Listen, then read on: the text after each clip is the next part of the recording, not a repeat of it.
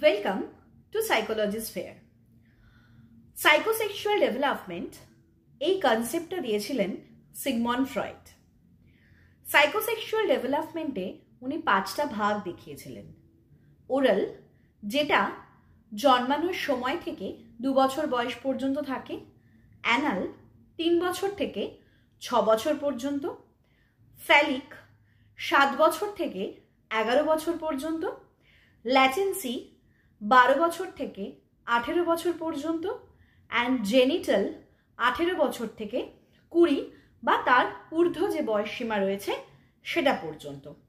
এই টোটাল যে 5টা ভাগের কথা উনি বলেছিলেন, এই 5টা ভাগের মধ্যে উনি মনোযৌনতার কথা বলেছিলেন, অর্থাৎ মাইন্ড এবং তার সাথে সেক্সুয়ালিটি কিভাবে যুক্ত। আরও এরকম ভিডিও পেতে সাবস্ক্রাইব মাই চ্যানেল।